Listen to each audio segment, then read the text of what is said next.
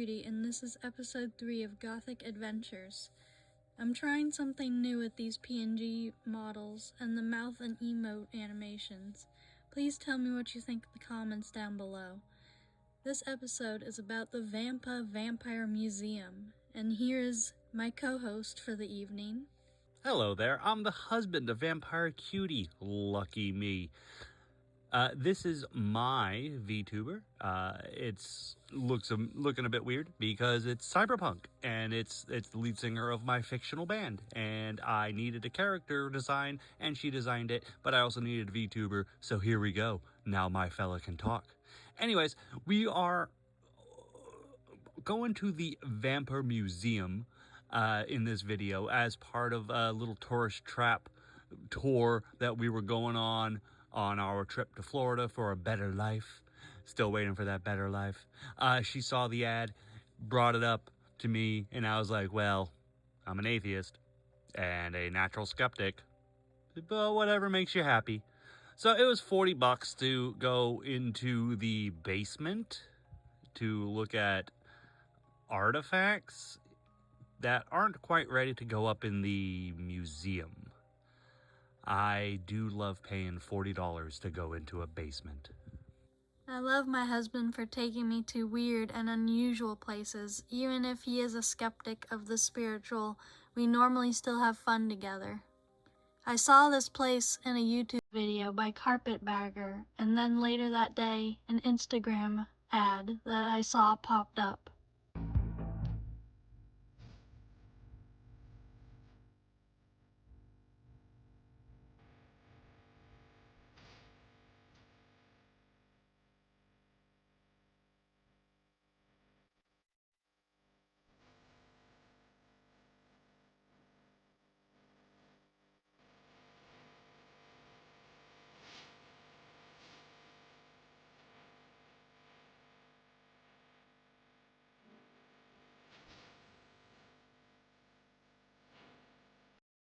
After seeing this ad, I ended up checking out their website to learn more about the museum and get tickets for the 3 of us to do the cleansing room experience, which looked like it promised an authentic and realistic experience and had no for entertainment disclosure that some psychic divination readers and museums have by law in some states.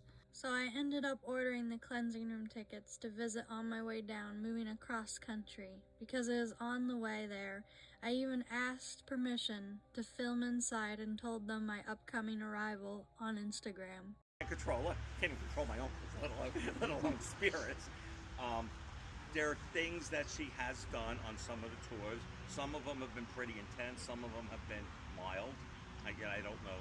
I can't tell you what happened with that. But that shows where the paranormal, especially someone like Abigail, is a positive. If you go on Charm City Paranormal, which is a very, very reliable paranormal investigators, they were here and they slept here overnight. That was not cool. If you choose to see their video, it's kind of scary.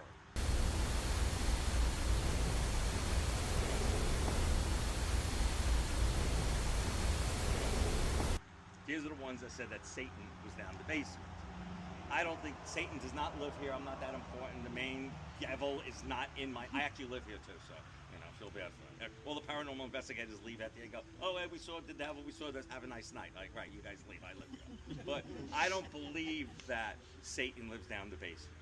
I believe that, if anything, they brought some energy in, and maybe even a friendly spirit wanted to play games with them. What I can tell you is that the next morning when I came downstairs, items were moved around the museum. And the door to the basement was wide open, which is usually locked shut. So something occurred. Something occurred. I also, for 2 days it kind of bothered me a little, but I don't get scared really easily considering the fact of a lot of the things I've done. But I went down the basement, and everyone's going down the basement, and I didn't feel any energy that was negative or anything that was demonic at all. So I think everyone's basically here, so I think we'll go into the museum and start the tour of the museum. So walk around, look at stuff. I'll be talking and also answering questions before we do the next tour. After hearing Ed talk, you may be wondering, who is this guy? When starting to edit this video together, I stumbled across reviews on Yelp, and naturally, my first instinct is to click the 1-star review to read.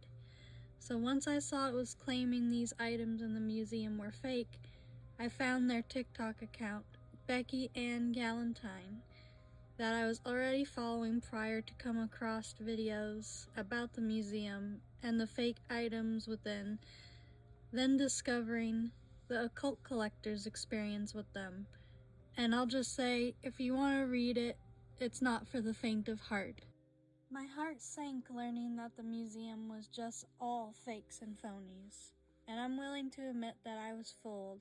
However, my husband definitely was not. So we agreed that instead of scrapping this video, we would show everybody all the phony baloney stuff. So, as you're listening through, take everything that Ed said with a grain of salt.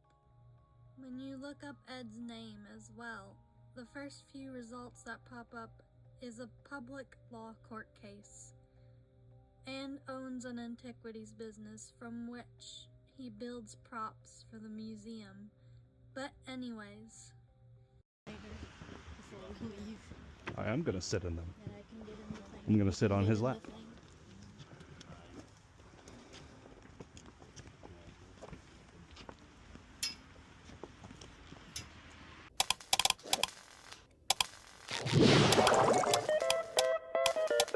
Nosferatu!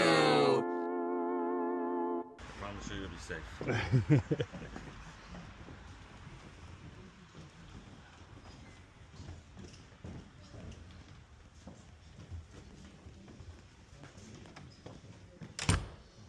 So this is the first room. We call it the Art of the Kill. This shows how the testimony to the belief in killing vampires. These are all original pieces, 17th, 18th, and 19th century. I tell people a lot, it's important to put yourself, especially younger people, but everyone's young compared to what I mentioned, is that My own reflection startled me, as I wasn't expecting to see a mirror in a vampire museum. But they're everywhere. there's no police force. 20% of the population on the entire planet Earth married their first cousin, and 42% was illiterate.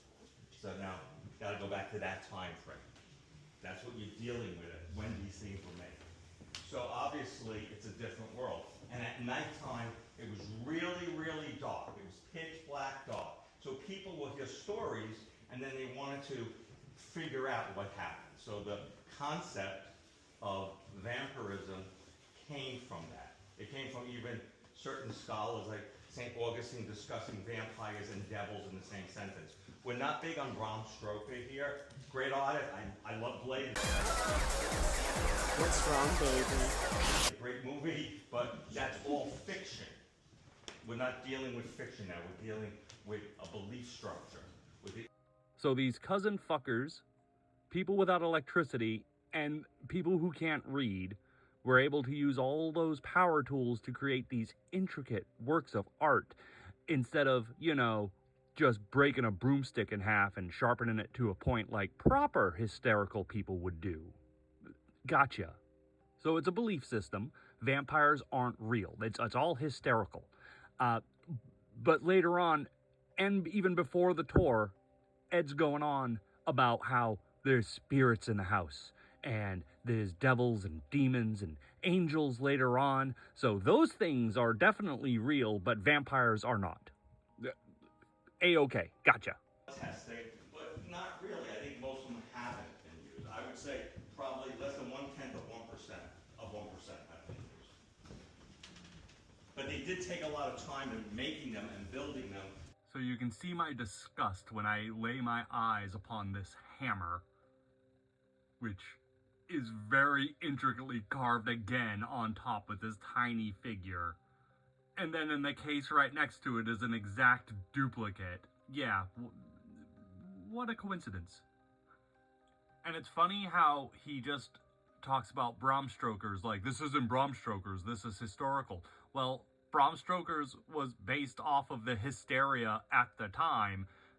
So, you don't see anyone going after Dracula with a hammer Or, believe it or not, a gun that I just found in one of those vampire slaying kits. Is it real? Is it a prop? Who cares? Why is there a gun to kill a vampire? And that's a good question, because during my research, I questioned myself on that, and it seems like it's just all fakes, pretty much. So here's a chart that shows everything I've found so far. This is thanks to the Occult Collector. But you can see like the chests, the stakes, the guns that are in the chests are even sold on here, it appears. So, like I said earlier, take everything with a grain of salt. It's all fake? I, an atheist, am completely shocked by this. You want this desk? Oh yes, I want that desk. A perfect like craft desk.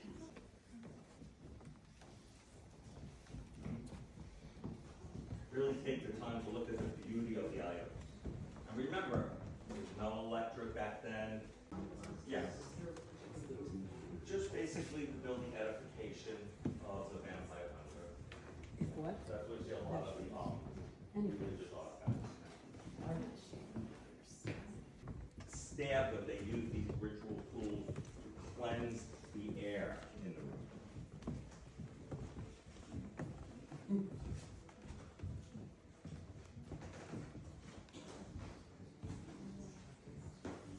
Photographs in the Ouija board room, I'm not responsible. So The worst part is he claims they all have these evil energies, and if you take photos of them, they're gonna mess up your camera. has not had a paranormal experience. Right, it's possible.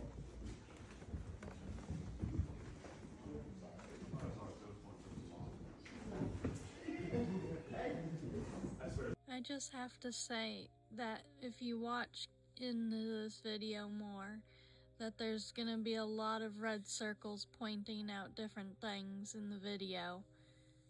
There's this one that I found for an example, and we haven't even left the first room yet. And this is supposed to be mimicking a Mason, like Freemason style kind of book, Bible, but I don't know how much, truth you can get out of it with how many are online that look identical. And I was actually, it's funny, I was actually in England, playing computers, no information, it's just all word of mouth. One of the documents made it, maybe. Yeah, and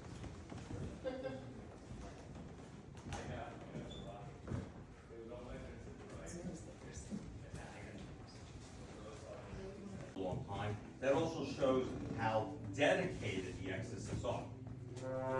I'm going by Catholicism Canva, and he asked for a hamburger, and then at the end the devil possessed him again and told the God, never mind, not to give it to him. Wouldn't even give the guy his last meal. Any questions? Who? What? When? Where? Who? What? When? Where? And why? Here's yet another one. St. Anthony Abbott's Tormented by Demons. And this artist is San Di Pedro. Sorry if I butchered the name. From Siena from 1405 to 1481. And this art is actually at the Yale University Art Gallery. My ego to think that I was going to do what I did. So I ran up to the bed where the person was laying down and started to yell at the person. Well, that... Buckle up, folks, because today we're tackling Vampa Museum's alleged Vincent Price chair. So not only does Edmondo Crimi want us to believe that this chair was once owned by Vincent Price, he also wants us to believe that it was hand-carved by Sebastian Marchisio. Sebastian Marchisio's most famous piece is the Immortal Piano of Siena. Edmondo wants you to believe that the same man who could build something that beautiful would make such poorly rendered skulls that are commonly found on the Hummel figurine of spooky furniture.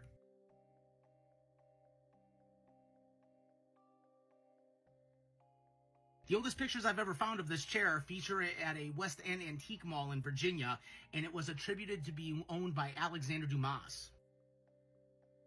Now sure, these could be similar chairs created by the same person, but I tell you, it's the identical chair. It's the same exact one, and I was able to identify it by the exact same wear pattern where this chair was found at 3 different locations.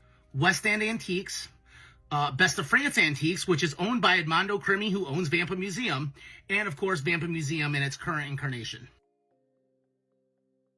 As you can see from the Occult Collector's video, who so graciously gave me permission to use his content for this project, as well as Beckie-Ann Galentine, this chair is also a fake and has no connection with Vincent Price. Just another fib in the museum.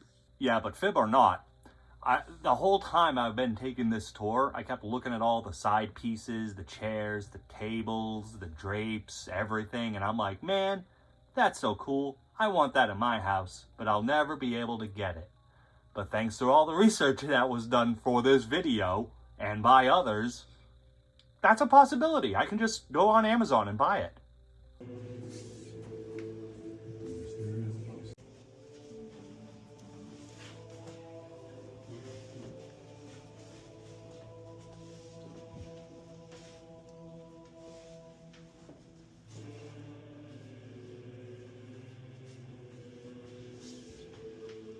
The mysterious upstairs house.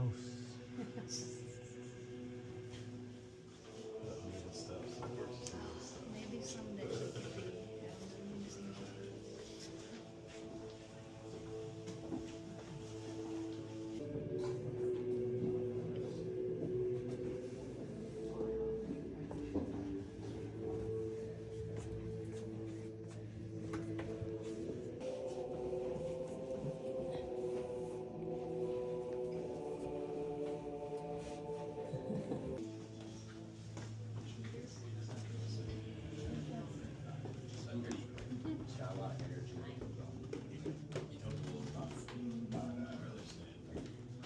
Here's another example of a fake object in the museum. It has an Amazon cutlery set knife inside, and likely other fake objects as well.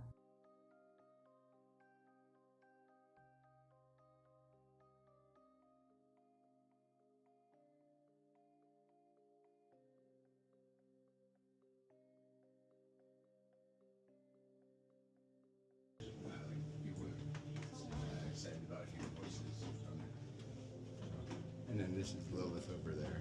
You're supposed to stare at her. Yeah. So I actually took a picture of this Lilith portrait and decided to reverse image search it after reading this post, and this is what I found. Apparently I can buy a print of it, which appears here.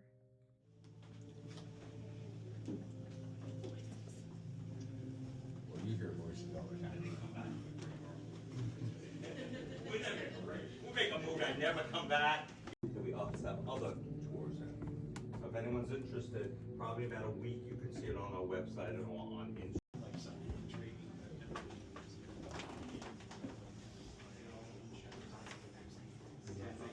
Originally, they were called talking boards or spirit boards. Okay, and basically you have a collection of these. How old would one of these be? This one is 19th century. We have them far back from the 1500s. Wowza. There's a very clear timeline in talking board history.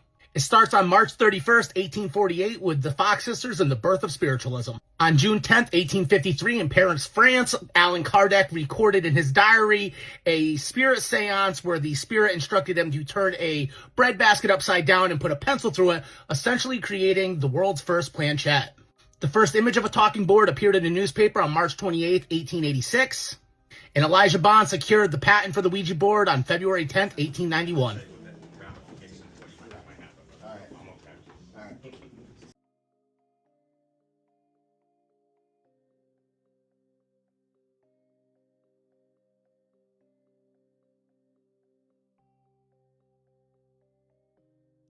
But it's actually a beautiful piece. It needs to be in a better spot. It does bring up like some, interesting questions. Like, why is it on the floor? You know?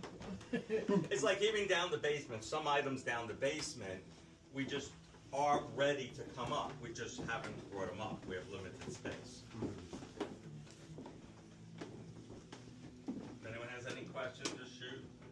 Who's that?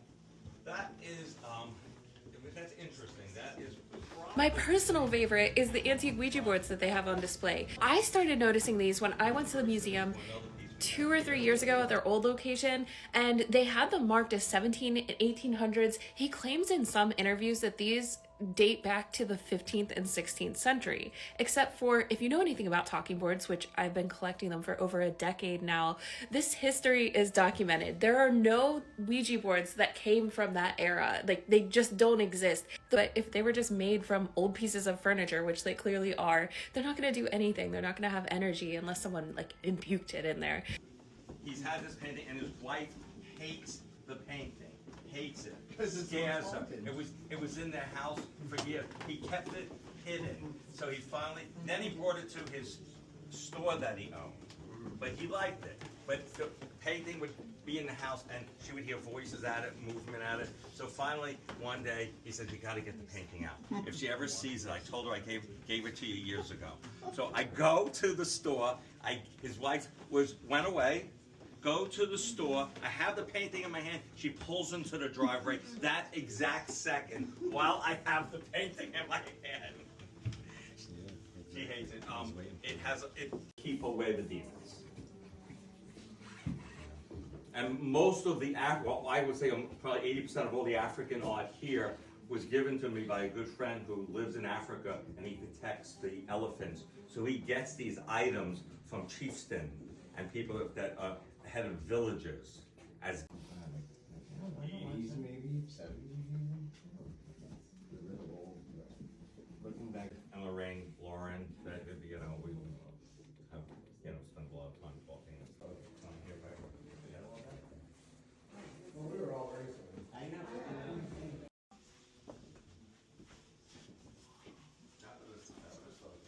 The room we entered had a chained off closet that is called the doll room. This also has fake items. First off, the giant clown mask. The other item in question I'll cover later in the video with some more proof. You can definitely tell that this clown mask has been made for online orders, as you can buy it on different sites like Amazon, Temu, and all those types of cheaper websites.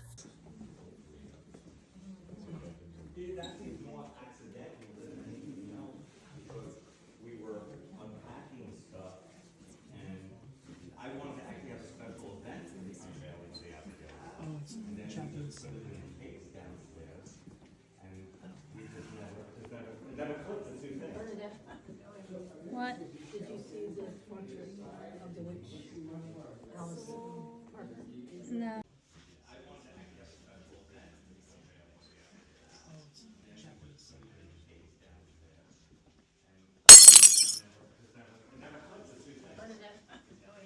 What?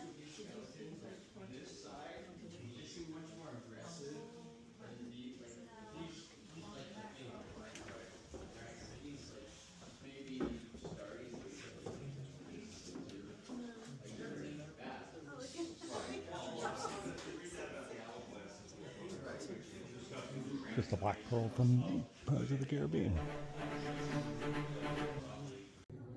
She was the witch who was executed.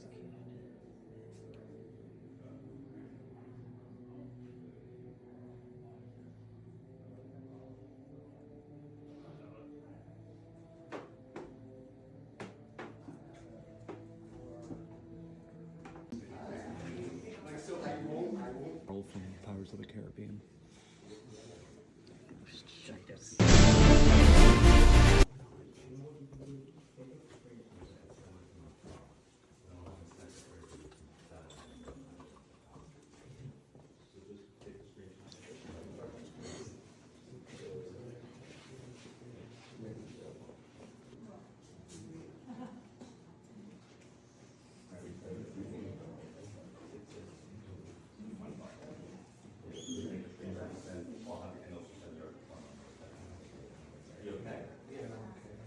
This carriage is so cool, but it's so unfortunate that when we walk around the other side, it's just stuffed full of more fake steaks. Yeah, you'll like this a lot, Graham.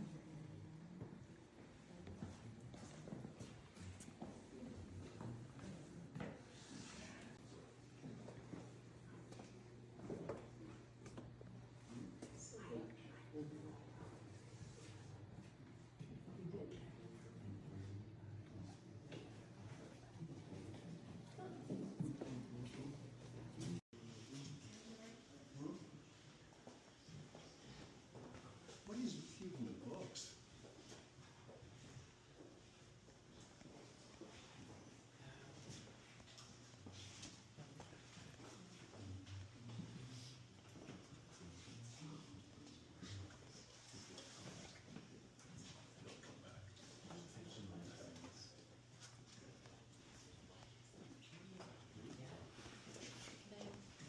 Need these mortar and pestles. You don't have enough mortar and pestles? You can never have too many. Better metal ones. Books.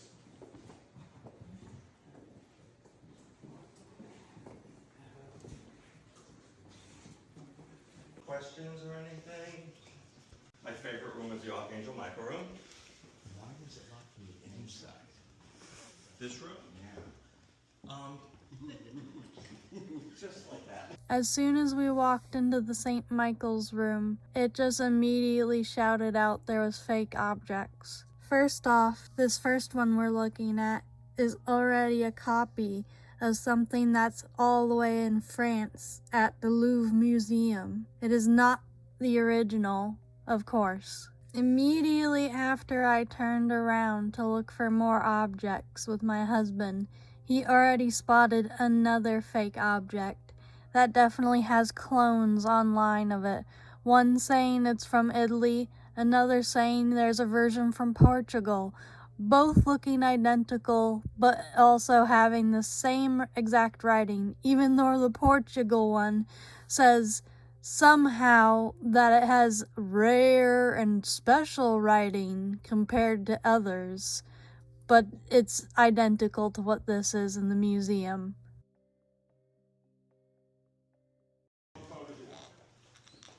Everyone's going to be given a flashlight. It's very dark down there. The flashlight, look the way you're walking. Basement. Take what photos you want. Everyone's going to be given a flashlight.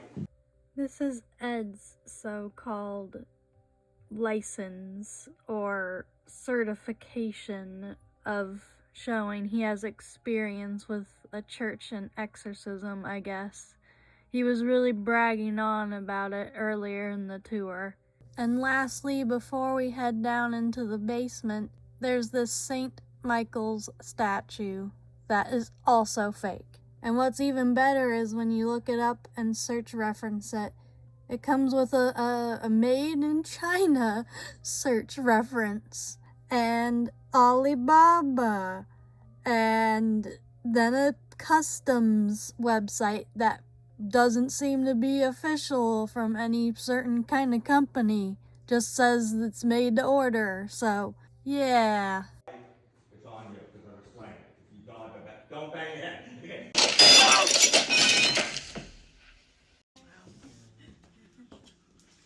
Yeah, actually, I usually discuss the hearse board, but that's when I help that gentleman out. You know. And that's probably one of the most magnificent pieces. We've seen our fair share of haunted doll rooms and haunted doll collections all over the world, and some of them do have questionable origins, but this is my personal favorite. So all of the dolls clearly are made by the same hand, and they recently acquired a new doll. As you can see, this find made the news. Is a haunted doll tucked away in Bucks County too creepy even for Vampire Museum? They claim the doll came from the estate of the guy who wrote the Farmer's Almanac. So that's a pretty bold claim. I don't know why it would be in like a warehouse in Philadelphia, or like why they're even saying this. Anyway, so they go on to say that the doll definitely meant death, and they're not sure what it meant. It might not be able to go in the museum, except for, hold on, let me show you the doll. pretty creepy looking. You can tell that someone like scratched this down and hammered it and like really distressed it. But anyone who's a practitioner, anyone who knows anything about the paranormal knows that this was not done at the hands of someone who was trying to make a haunted object. And haunted objects don't have to look creepy to be haunted. It could be literally anything. It could be a McDonald's toy. Like, nobody cares. It's just the fact that they tried to make it look like, I don't know, like a movie prop. I dug really deep into this because this one got me. I'm like, I'm gonna track this down. January, the article comes out about this haunted doll, but I found the doll November of 2023, just months prior. This is the same doll. Okay, so we got this like paint bleed in the eyes. We have the scratch on the nose. We have the scratching across the chest isn't there, but you'll notice if you go back and forth between the pictures, the blue string is still there. It is the same doll. It is not 17th century or whatever he's trying to claim. And I'm like, so save your money. There are haunted object people out there, and this is just a disgrace.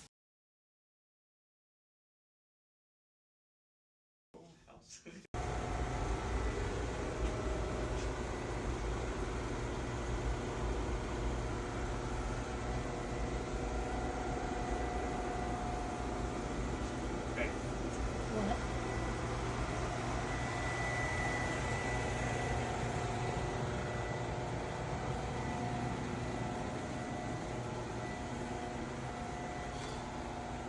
There it is, baby. My dream coffin. It would fit. Probably would fit me. I'm small enough.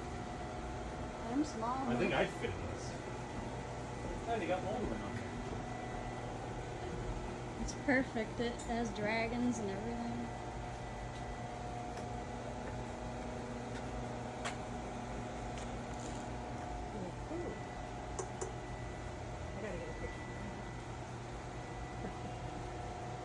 I want to lift it. Something broke out of here. That's the main thing. Yeah. It broke out. It broke It out. broke through. I mean, there's an empty slot right here. Like, You had to get out to feed at some point at night.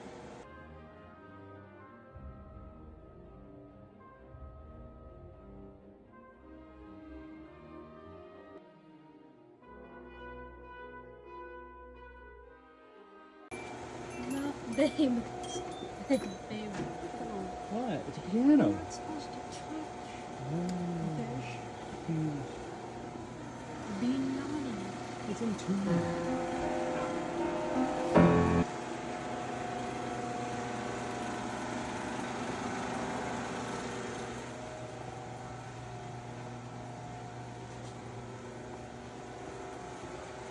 It's crazy how much is sitting down here, though.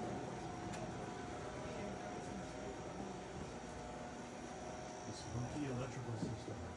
I hear footsteps upstairs. Wake up, cousin! We're going to the zoo!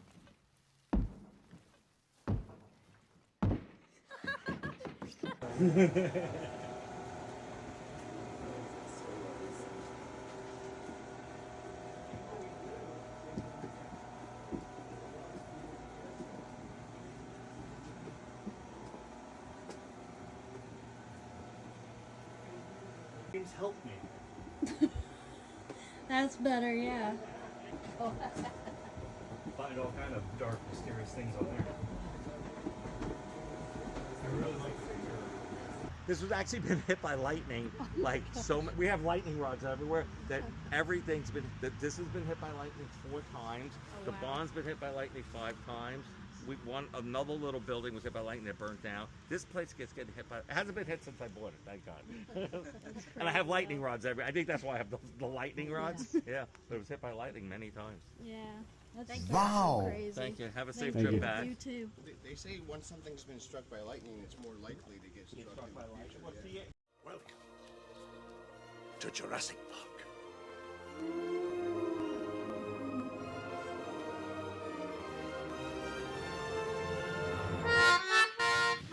Dinosaur. Saber tooth. That's a chair. It's a dinosaur chair. Oh, it's compies. They're cute little compies, though.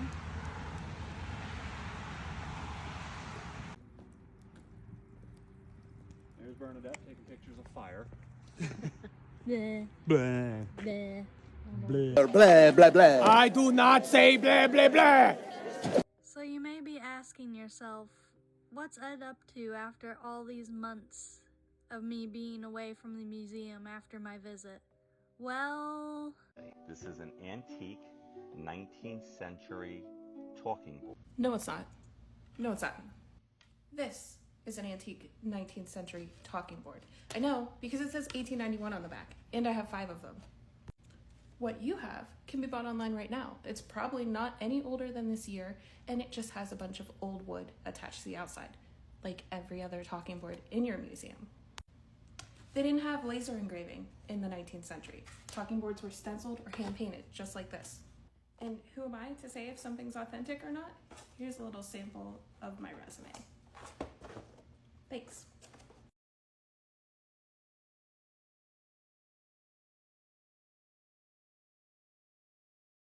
So, husband, what do you think of the museum after all we went through? After all that, I rate the museum a 3 out of 10. There's really no historical value at all in any of it. Even if any of the things he said was true, which it doesn't seem they are, none of the items in it are real. I could look past, this is a hypothetical vampire museum built for fun and entertainment, and here's some actual things. We're going to focus on these things, and everything else is here for ambiance. But no, literally everything in that museum is 100% true and historically factual, and everything's relevant, including the guns and the carriage and the wagon and the pianos, everything. It's horrible. 3 out of 5. 10. 3 out of 10. Now, as an Amazon wish list, that works quite well.